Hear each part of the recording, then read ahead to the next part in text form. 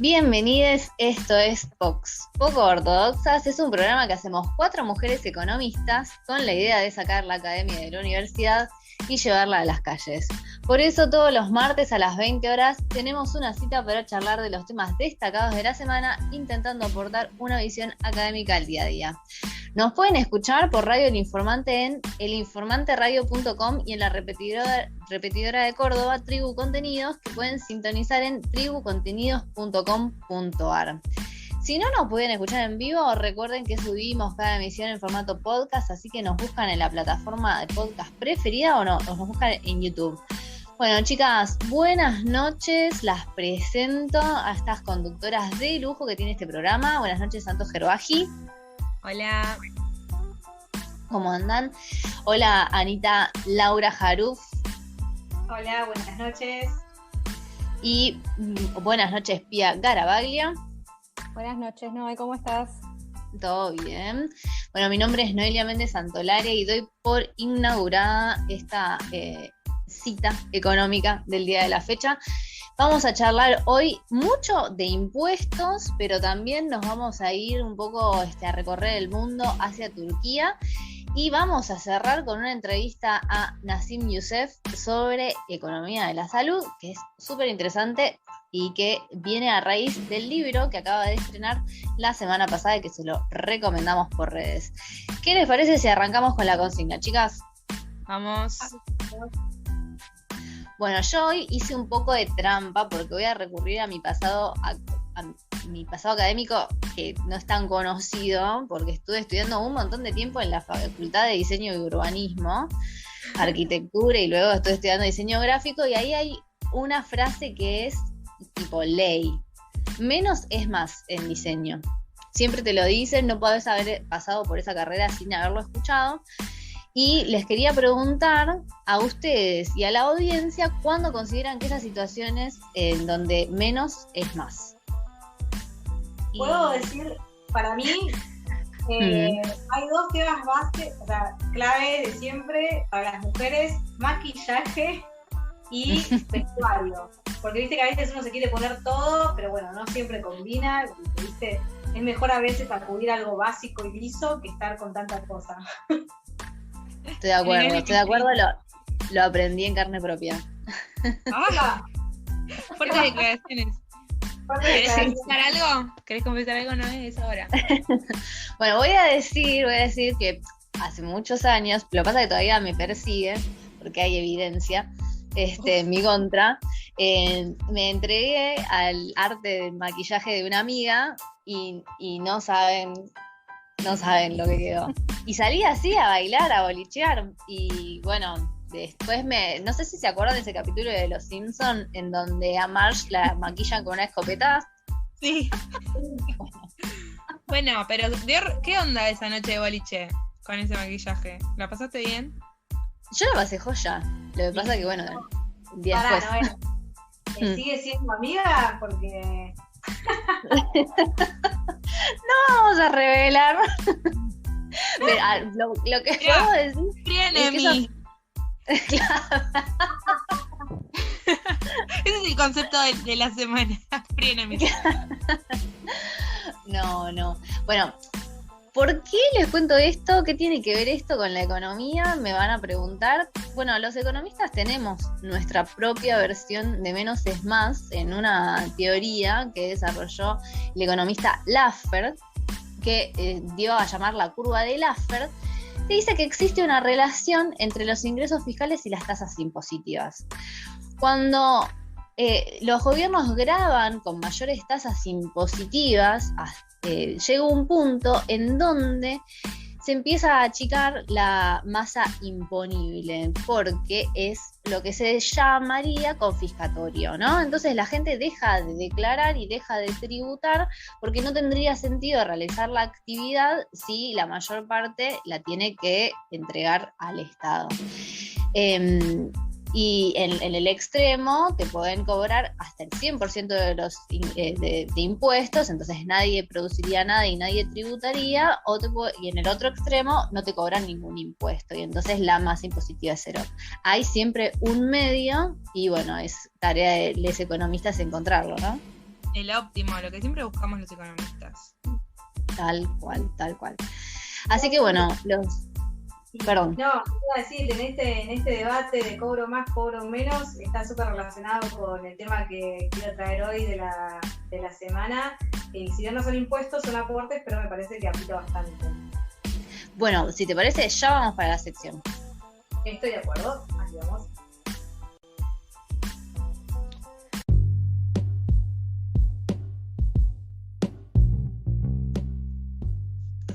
Como les decía hace un momento nada más, un tema muy relacionado tiene que ver con una noticia.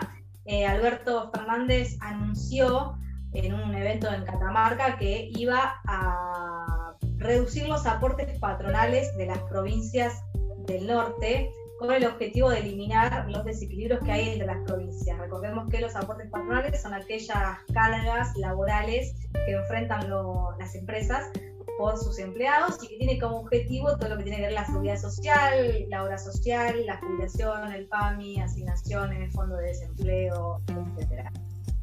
Y esto es interesante, ¿por qué? Porque cuando estuvo la crisis del 2001, se había implementado en ese momento el decreto 814, donde por la cuestión de emergencia económica se había establecido, tanto desde el punto de vista de las alícuotas de las contribuciones patronales como del régimen de devolución de IVA, una diferenciación por provincia de manera tal de permitirles a las provincias más pobres o más rezagadas que puedan tener más beneficios que las más ricas, en un intento de generar un esquema solidario, del cual yo estoy de acuerdo, no sé qué opina el resto. Luego, cuando asumió Macri con la reforma tributaria, se deja sin efecto este decreto y se igualan todas las provincias. Eso en principio uno dice, bueno, es malo, ¿sí? Porque estás poniendo en pie de igualdad a una provincia pobre y una rica, pero también es cierto que establecía que progresivamente esta alícuota, estas contribuciones, sean cada vez menos, y también igualaba lo que pagaba una empresa chica y una grande, lo cual también uno podría decir es injusto, porque entonces las chicas de repente empezaban a pagar un poquito más y las grandes un poquito menos, todas convergían a lo mismo, que era el 19%, y bueno, insisto con esto, era un número menor con la devolución del IVA y todo, pero se eliminaba este esquema solidario, si se quiere. Cuando asume Alberto, bueno, viste que acá, depende del gobierno lo que pasa, cuando asume Alberto se vuelve para atrás con eso, y claro, ya no hay más diferencia, se desestima esta cosa de que se igualen las pequeñas y las grandes, se vuelve a establecer una diferencia, pero por cómo establecieron esta progresión de alícuotas, al fin y al cabo, cuando uno hacía el comparativo, las empresas iban a terminar pagando más que lo que hubiese sido con la reforma de Macri. Entonces hay varias cosas acá interesantes. Por un lado, lo que implica lo que terminan pagando las empresas por contratar a un empleado, eso es una discusión. Y por el otro, la discusión de si es correcto o no cobrarle más a las empresas que están, por ejemplo, en Córdoba y cobrarle menos a las que están, no sé, en Formosa. Hay distintos debates al respecto, no sé ustedes qué opinan. Esto tiene también como objetivo, obviamente, contratar más gente, o sea, y ahí está un poco la teoría oculta, ¿no? Esta del derrame, bueno, te bajo los costos para que vos tengas más incentivos para contratar. No sé si ustedes están de acuerdo con esa afirmación. Sí, a mí, ¿sabes qué me pasa? Un poco la teoría y la práctica, ¿no? Realmente, o sea, está todo bien la teoría, pero realmente esto incentiva la contratación y la generación del empleo también en un país en donde hay un montón de empleo en negro, donde se paga cero aporte y contribución. Claro. Bueno, esto también... era un poco lo que estábamos hablando antes, ¿no? Pareció la curva del Afre, es decir, cobrás tanto de cargas que entonces el empresario prefiere contratar en negro para evadir porque es muy alto.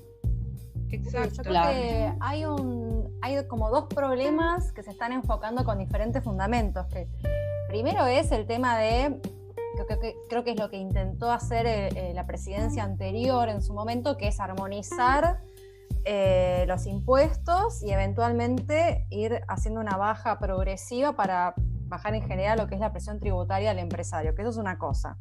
justamente con el fundamento de que se puede ampliar más gente, de ahí a que ocurra eso, no es otra cuestión. Pero después está el tema que es un problema de fondo que creo que no se está solucionando nunca, que es la carga que tienen las provincias para recaudar, porque se les ha volcado cada vez más gastos, pero al mismo tiempo sus instrumentos para recaudar son cada vez más limitados, o pasa esto, ¿no? Que la que más produce recauda más, y qué pasa con las que les va peor. Me parece que hay dos problemas que cada uno se enfoca en forma distinta, ¿no? Sí, no nos olvidemos que todos estos aportes y contribuciones al fin van al ANSES, y siempre tenemos el problema de financiamiento de las cajas previsionales del ANSES, los jubilados, así que no es un tema como para tratar a la ligera. Y también no nos olvidemos de que siempre vamos según la administración que vamos teniendo del país, ponemos las reglas como nos sacamos y ponemos un par de zapatillas. Esa es mi conclusión. Y eso tampoco invita a invertir ni al empleo. Totalmente. Y ahora que hablaste de financiación y de los cambios de las reglas, me hace acordar a un lío que hubo también ayer en el mundo, que tiene que ver con lo que estuvo pasando en Turquía, y es interesante ver cómo se tomaron las medidas políticas en ese país. Pia, ¿querés contarnos un poco qué fue lo que pasó?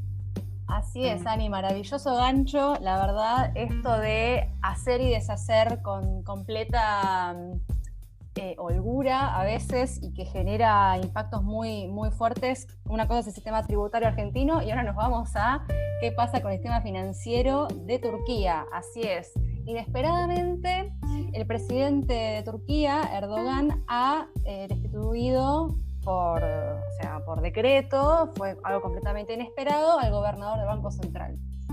Esto fue justificado luego de unos tweets en forma un poquito más, bastante más informal, porque ha sido por Twitter, diciendo que la única finalidad que tenía este gobernador del Banco Central era estabilizar los precios, ¿no?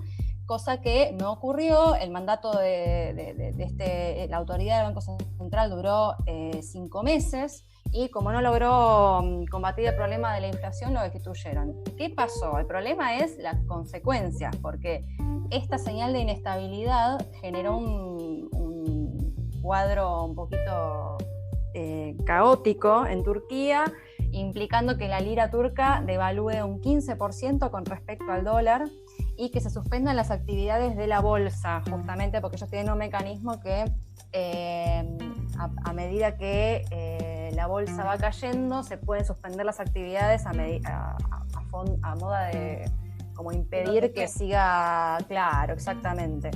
Y como la semana pasada el gobernador del Banco Central decidió subir la tasa de interés en 200 puntos básicos, el presidente de Turquía decidió que eso no era una forma suficiente para frenar el fenómeno inflacionario, y lo terminó destituyendo. Pia, sí. Me llama la atención, digo, ¿cuántos tendrían que haber sido destituidos en Argentina por el problema de la inflación? Tengamos en cuenta que la inflación en Turquía en este momento es del 15,6%. ¿No? O sea, para ver el problema que es ese nivel de inflación en Turquía, que es un país, la verdad, bastante homogéneo en cuanto a tamaño de PBI, y lo que puede llegar a generar. A más, pero en el mundo una inflación de 2 dígitos es como un montón. Claro, para un país normal es un montón. No pensemos en Argentina. Claro. Y hay que estar un poquito, yo lo que no entiendo es que les pasa esto a los turcos y nosotros siempre la ligamos de rebote. Y es que sí, porque nuestros bonos, los bonos argentinos, se venden en un paquete junto con los turcos, porque somos como países que para el mercado financiero, Turquía, Argentina es lo mismo, nadie le importa, no sabe ni dónde quedan esos países. Entonces cualquier brisa de Turquía a nosotros nos desata un huracán. Así que ojo a los oyentes, tengamos mucho cuidado con lo que pueden pasar estos días en nuestros mercados financieros. Exacto, Argentina somos país emergente. Claro, en el 2018 la crisis turca nos había pegado bastante complicado en la macroeconomía. No solo nos traen las novelas turcas, sino que también nos vienen un par de dolores de cabeza, pero nos queremos a los turcos y queremos que les vaya bien para que a nosotros también nos vaya bien.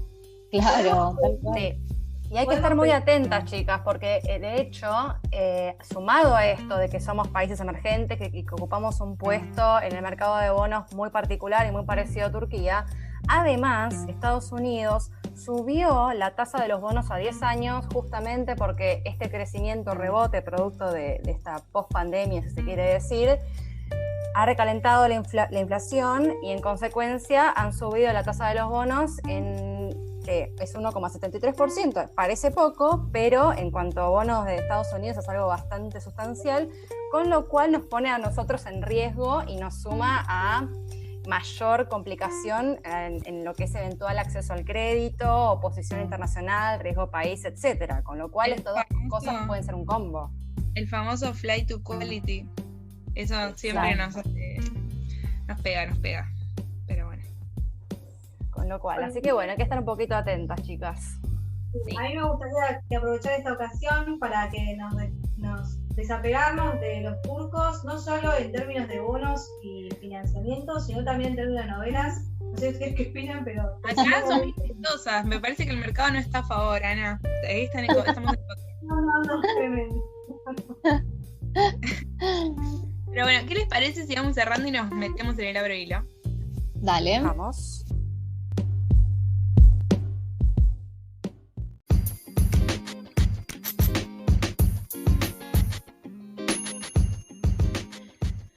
Y en el abro hilo de hoy vamos a hablar de la implementación o no implementación del impuesto a las grandes fortunas. ¿Y por qué digo no implementación? Bueno, les voy a contar. Parece que el viernes salió un polémico fallo de un juzgado en primera instancia que suspendió por 3 meses la aplicación del impuesto a las grandes fortunas a uno de los 13.000 multimillonarios a los cuales afectaba este nuevo aporte solidario. Voy a decir aporte solidario entre comillas porque para este multimillonario no es un aporte y no es solidario, ya les voy a contar. Pero bueno, todos se estarán preguntando quién es el, entre comillas, afortunado que logró no pagar este impuesto, primereando a todo el resto de los multimillonarios que deben estar en sus casas viendo cómo pueden copiarlo a este señor. Bueno, más que entre comillas, Anto, tipo afortunado, grandes fortunas. O sea. Literalmente. El afortunado señor es el empresario Alejandro Scannapieco, quien es un ejecutivo del unicornio argentino Globant.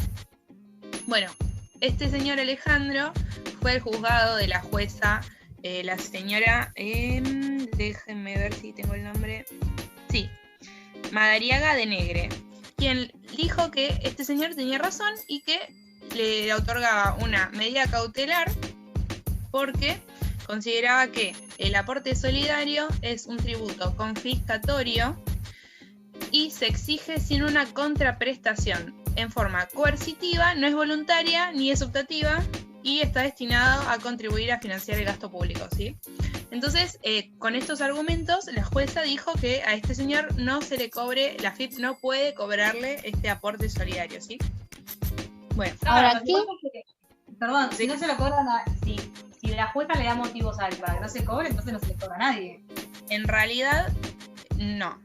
O sea, acá un abogado va a poder decirlo mejor que yo, pero bueno, una medida cautelar afecta solamente a la persona que pide el fallo, digamos. Si este fallo pasaría a estar firme, la sentencia firme, ahí hace lo que es una jurisprudencia y ahí sí, ya está, todos se van a agarrar de esto. Pero bueno, por ahora es una medida cautelar. Hay que ver cómo evoluciona este conflicto jurídico, para decir de ciertas formas. Pero bueno, es una vez más los jueces contra la ley que sale del Congreso y todo así. Pero bueno. Yo no lo puedo entender en el sentido de que qué impuesto no es obligatorio, coercitivo, por decirlo de alguna manera, todos estamos obligados a pagarlo y para financiar el Estado. Bueno, porque este no es un impuesto, es un aporte. Ahí tenés, es un aporte solidario. No es un impuesto. Es un aporte solidario a las grandes fortunas. Está mal llamado impuesto a las grandes fortunas porque no lo es. Y que diga que no tiene contraprestación también es un absurdo porque todos pagamos impuestos sin recibir una contraprestación. Un impuesto no tiene que tener una contraprestación. Pero bueno, acá se dice que este aporte afecta a su capacidad contributiva al menoscabar significativamente su renta, que ya es grabada con el impuesto a los bienes personales. Ay, pobre. Ahora, te voy a decir una cosa. Qué cortita la curva del Laffer de las grandes fortunas, ¿eh? Era 100 pesos la curva, empezaba y ya después ya se ponía a bajar. Pero bueno, en realidad no nos tenemos que olvidar de que son 13.000 multimillonarios y que este aporte solidario, ¿a dónde va? Porque él dice que va a financiar el gasto, bla. Pero en realidad tiene un fin que es subsidio a pymes, el plan Progresar, YPF, urbanización de barrios populares y el gas natural, ¿sí? Y muchos tributaristas están analizándolo, pero bueno, vamos a pasar a los tweets porque en realidad nos fuimos por o sea, les conté bien todo, pero no les conté los tweets, que es lo que nos trae esta columna. Bueno, arranquemos con Winston Dunhill, que ya lo hemos traído al programa el año pasado, y esta es la primera vez en 2021, @Winston_Dunhill dice: la jueza Madariaga de Negre le ordenó a la FIP que no le cobre el impuesto a las grandes fortunas al empresario Alejandro Escanapieco de Globant, por ser un tributo confiscatorio coercitivo y sin contraprestación, que afecta el derecho a la propiedad. Fuerte. Pone I love Madariaga. Y a lo que Herbeliasi responde: bien, ahora es de esperar que este fallo quede firme y siente jurisprudencia, para que nadie que persiga sueldo pague este impuesto. Señor, no es sobre el sueldo. O sea que hay una confusión sobre este impuesto enorme. Los sueldos no son ganancias, sino pagos Señor, no es sobre los sueldos. O sea, no, pero igual una pregunta con esto, ¿no, Anto? Que es si todos tienen este recurso después para apelar ante cualquier gravamen que se les impone. Si esto queda firme, sí pueden, todos se van a agarrar de esta sentencia. Pero lo que yo quiero destacar, que muchas personas creen que van a ser afectadas por este impuesto a las grandes fortunas, es que no afectan a las personas de a pie ni a los sueldos, que quizás es una confusión que estaba reinando en todo Twitter, sino que realmente es a grandes fortunas y realmente tienes que ser multimillonario para pagarlo en Argentina. Pero nada, quería aclarar eso y que no piensen que es sobre el sueldo, sino sobre los bienes. No, pero igual a lo que intentaba ir es si cualquier persona, por ejemplo, que paga, no sé, impuesto a las ganancias, por ejemplo, no es cualquier persona, pero ya bajamos un poco el rango. Si esas personas eventualmente tienen el recurso para acceder a un juez que les dé este beneficio, digamos, ¿no? Claro, o sea, vos te preguntás si todos pudiéramos ir a los jueces y pedir que no nos cobren los impuestos, pero en realidad claro.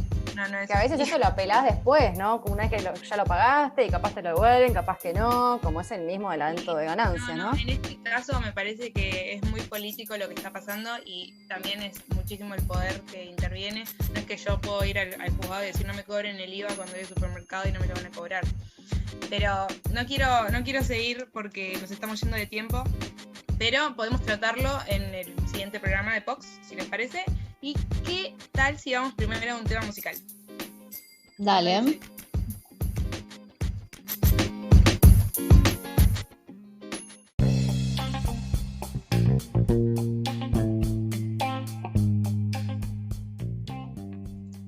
Bienvenidos al segundo bloque de Pox. Esta vez estamos con Nassim Youssef, que es economista de la Universidad Nacional de La Plata.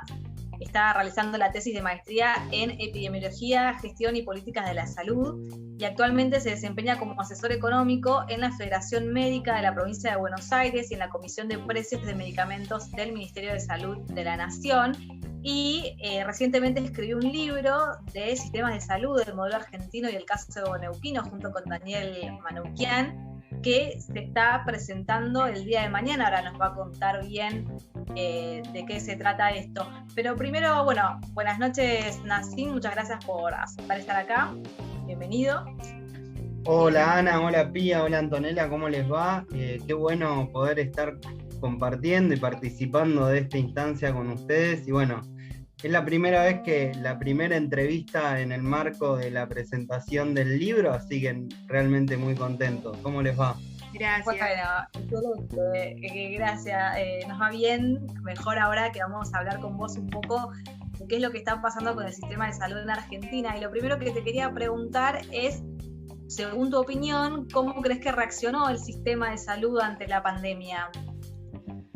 Bueno, primero que nada, nosotros tenemos una historia de un sistema de salud bastante poderoso que tiene que ver con la herencia y la experiencia de lo que fue los primeros gobiernos del peronismo y el despliegue que hizo Ramón Carrillo como primer ministro de Salud de la Nación.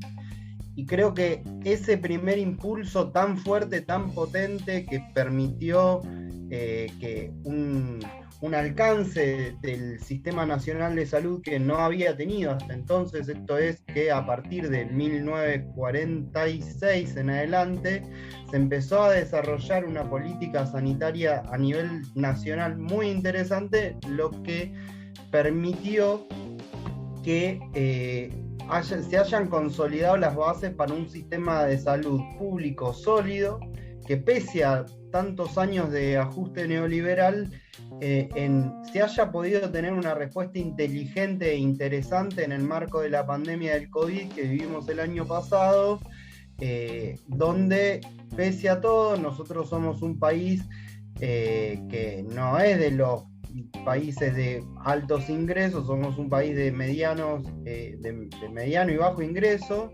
y no sufrimos el colapso del sistema de salud, que eso pasó en otros países mucho más ricos que el nuestro, y que eso muestra un poco cómo el sistema público ha tenido esa fuerte espalda histórica, pese a haber estado ajustado sistemáticamente desde los gobiernos neoliberales en adelante.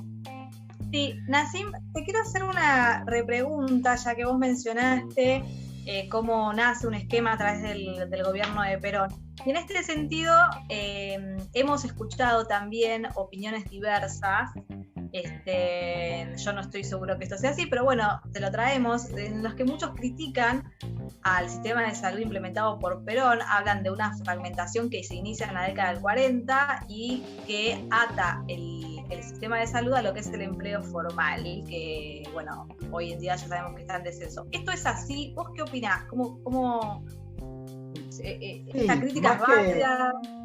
Sí, yo más que echar como culpas direccionadas, me parece que lo que se implementó desde el Ministerio de Salud de la época de Carrillo, por ahí en términos de un programa o un modelo de salud universal, va en contraposición de un modelo de salud de la seguridad social, que es lo que tiene que ver con la cobertura exclusivamente a los trabajadores y trabajadoras con empleo formal. Y eso tiene que ver con una viejísima discusión dentro del peronismo que tenía que ver con o fortalecer un sistema universal de salud o fortalecer y hacer prevalecer un sistema en el cual los trabajadores formales puedan atenderse en las mismas clínicas que se atendían los dueños de la fábrica.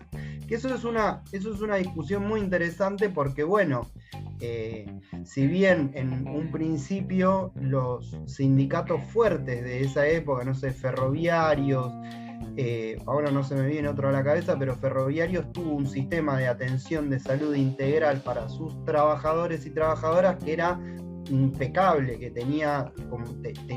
habían podido lograr los trabajadores del sindicato una organización para atender la salud de sus empleados, de los beneficiarios. Lo que también sucede con este tema de la disyuntiva de si solamente a los trabajadores formales o no, tiene que ver con que en los 60, durante el auge del modelo de obras sociales, y más adelante en el 70, y bueno, con algunas cosas que fueron en el devenir histórico, fue como tergiversándose ese modelo de atención que podían garantizar las obras sociales, ya que por ahí los sindicatos no es que tuvieron otros modos de ordenar y organizar la salud para sus trabajadores, al punto de que en cierta parte que los sindicatos puedan organizar y ser los responsables de organizar la salud de sus afiliados, han hecho, de cierta manera, han favorecido al sector privado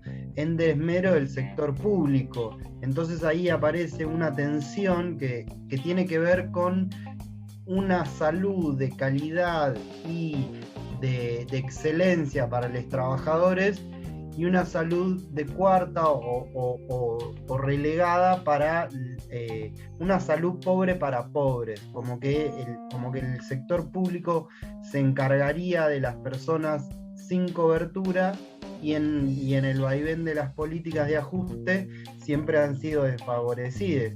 Un poco eso contamos en el libro con Daniel, un compañero médico ya jubilado, que el compañero estaba con esta idea del libro hacía mucho tiempo. Él se desempeña en Chosmalal, que es el interior profundo de Neuquén, de la provincia de Neuquén. Chosmalal queda a muy pocos kilómetros de la frontera con Chile, fue la primer capital del territorio nacional de Neuquén antes de que fuese capital de provincia, Neuquén.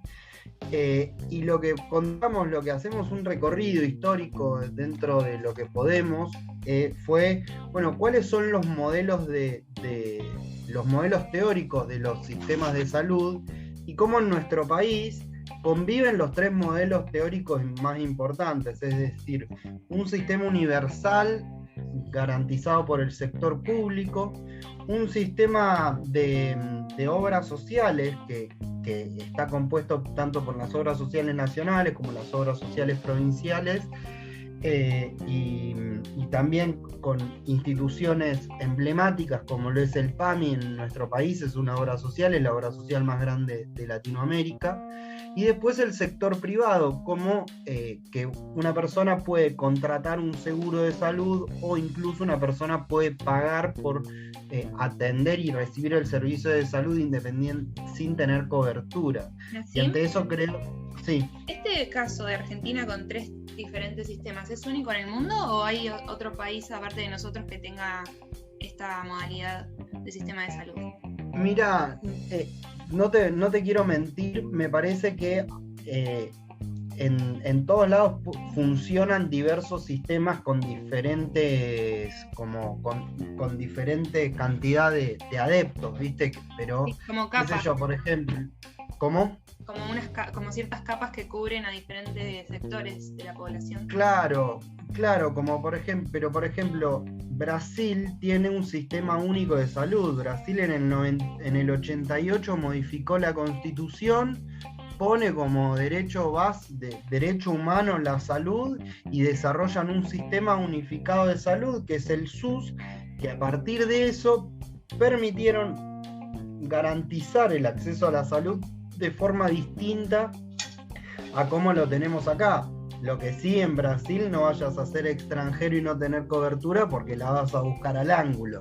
Eso pasa en muchos países que, como nosotros no tenemos restricción por una cuestión de constitución y de que también venimos de todos lados y así nos hemos constituido, nosotros esa potencia que tiene el sector público de poder dar respuesta a cualquier habitante del suelo, cualquier persona que está transitando el país, tiene respuesta de la salud pública, y eso sí es único en el mundo. Vos en Inglaterra, que tiene un sistema, Inglaterra es el emblema del sistema universal, con el Sistema Nacional de Salud, que allá se llama NIH, NHI o algo así. NHS, ahí va, era NHS. Se me estaba confundiendo con el NICE, que es el Instituto de Evaluación de las Tecnologías. Estaba medio en cualquier... Sí, son difíciles de retener. Sí, pero bueno, la cuestión es esa, es que en nuestro país conviven estos tres subsistemas, y también hay tensiones a nivel de cuáles son los alcances jurisdiccionales de cada uno de los subsistemas. Porque, por ejemplo, hay obras sociales que tienen solo alcance provincial, hay otras obras sociales que tienen alcance nacional, pero no en todos los lugares tienen la misma capacidad de prestacional. Porque, no sé, un trabajador de un club por ejemplo, puede ser afiliado del sindicato de asociaciones civiles, que es UTEDIC, y la obra social, los PEDIC, por ahí no tiene un nivel de cobertura adecuado en, no sé, ponele Chosmalal, que ya no nombramos, un lugar de la Argentina que está lejos. Sí. Entonces, en ese sentido, hay esta fragmentación y segmentación del sistema genera muchas inequidades que, en definitiva, como el garante último de la salud es el Estado argentino, muchas veces se terminan pagando cosas o cubriendo cosas que implican una transferencia para el sector privado, para el sector que cobra eso, y no un beneficio concreto para la salud de las personas. Nacime, entonces, en base a lo que nos estás planteando, ya llevándolo al recorrido histórico, ¿no? Yo veo que en los años 90 primero tuvimos la transferencia de los servicios de salud de nación a provincia. Ahí ya tenemos un hito, si se quiere. Y después, si queremos hablar de algo un poquito más reciente, podemos mencionar el hecho de que nuestra expresidenta Cristina Fernández de Kirchner abrió un debate para reformar este sistema de salud. ¿Dónde pensás que estuvo los avances y los retrocesos en esta materia, o sea, en los 90? ¿Cómo repercutió esa transferencia de servicios? Y en ya los 2000 avanzados, ¿qué pasa con este debate de reformar igualmente ese sistema de salud? Mirá, Pía, básicamente en los 90 se terminó de ejecutar los programas de descentralización que habían propuesto con la dictadura militar, con este proyecto neoliberal, que se consumó a partir del consenso de Washington, y para la salud había un manual que era del Banco Mundial que se llamaba Cómo invertir en salud, y ahí se bajaban las líneas gruesas de cómo supuestamente en estos parámetros ortodoxos, para hacer un poco alusión a sus nombres, al nombre del programa, tenía que ver con un ajuste sobre la capacidad estatal de respuesta en el marco de la salud. Entonces, proponiendo que el sector privado iba a resolver hipotéticamente e iba a ordenar el sector salud. Lo cierto es de que desde los 90 para acá los indicadores en salud empeoraron bastante, y otro dato más es que desde los 90 para acá los costos de un montón de tecnologías nuevas aumentaron exponencialmente. Entonces, con esta menor capacidad estatal de control y de regulación sobre los presupuestos públicos en salud, permiten un menor control sobre, no sé, una provincia paga una tecnología que es carísima y por ahí no sirve nada, pero es una transferencia de recursos. Y con respecto a lo que me preguntabas Perdón, ¿puedo, antes de que vayas para el futuro, para la actualidad, preguntarte por el tema de si existe una coordinación adecuada entre las provincias? Porque como cada provincia se rige sus propios hospitales, son provinciales. El Ministerio de Salud, ¿qué juego juega en coordinación entre las provincias? ¿Cómo sería? Mirá, en ese sentido hay un consejo que se llama el COFESA, que es el Consejo Federal de Salud, y técnicamente ahí tendría que articularse las políticas a nivel nacional. Lo que pasa es que en el cambio de jurisdicción de nacional a provincial, en lo que respecta a salud, que sucedió en los 90, la diferencia de presupuestos disponibles para atender la salud de cada provincia fue muy grande. Entonces tenías que las provincias pobres tenían menos plata para ponerle a la salud, y en ese sentido se profundizaron las desigualdades, y vos tenés que en los 90 muchas personas que quedaron por fuera del sistema de empleo formal, todas esas personas la atención caía indefectiblemente sobre el sector público provincial, y eso limitaba mucho el acceso a la salud. Y con respecto a las competencias del ministerio, hay algunas competencias que, y con respecto también a lo que había preguntado Pía en el hecho de el llamado que hizo Cristina a la reforma o a la integración del sistema de salud. Hace muchísimo tiempo que se viene trabajando o que se viene con intenciones de proponer un sistema integrado de salud. El primer intento fue durante el gobierno de Cámpora en el 73, con Liota como ministro de Salud, que se propuso el SNIS, el Sistema Nacional Integrado de Salud. Y en lo que respecta a eso, luego el Rodrigazo se lo llevó puesto y las políticas de los milicos también. Después hubo un intento de la mano de Aldo Neri de integrar un poco la situación desde el marco de las obras sociales y organizarlo y ordenarlo más a nivel nacional.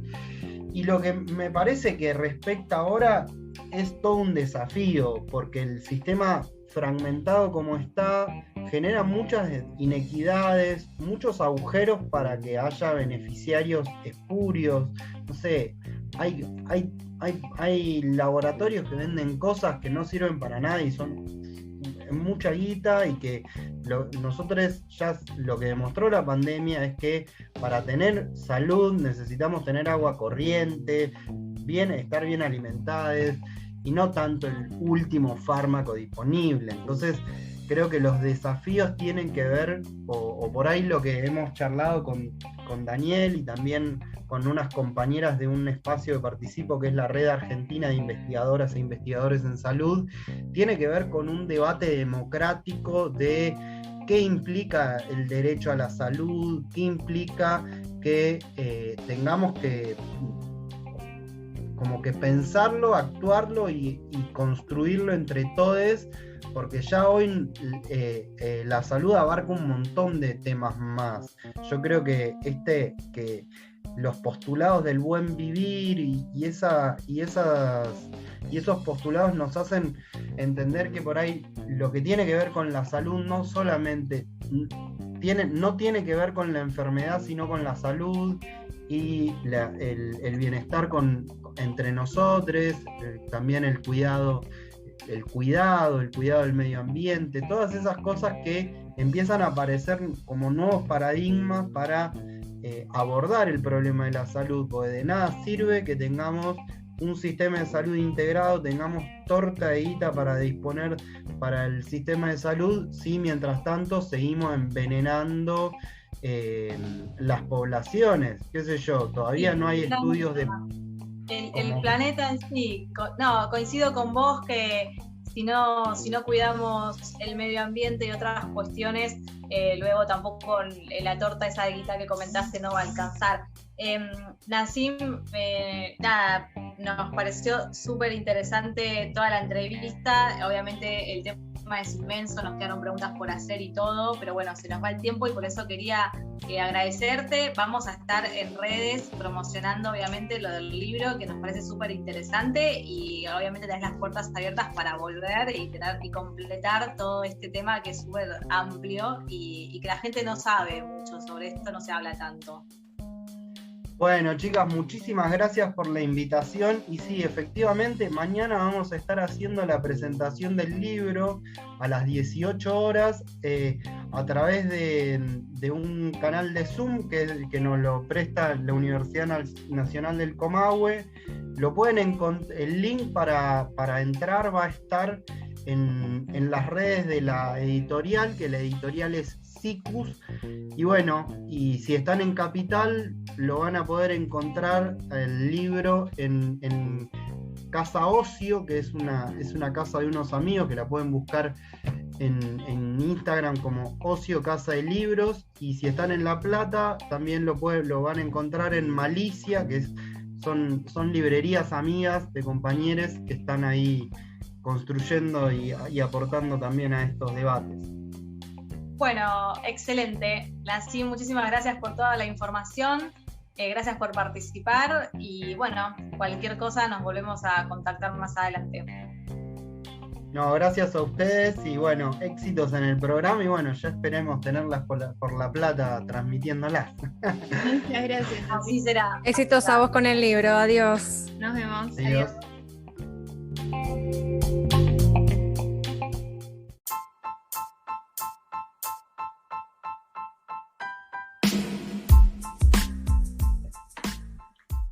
Eso es todo por hoy. Les mandamos un beso grande, les agradecemos por estar ahí y les recordamos que nos pueden seguir en qué redes, Santo.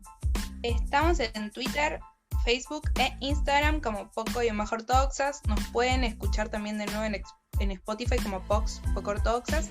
Y en YouTube también tienen que suscribirse a nuestro canal, ponerle like, activar la campanita, seguirnos, todo. Nos encuentran como Poco Ortodoxas. Excelente. Bueno, chicas, les mando un beso grande a todos. Hasta la semana que viene. Esperamos que les haya gustado el programa y nos estamos viendo. Chao. Chao, hasta la semana que viene.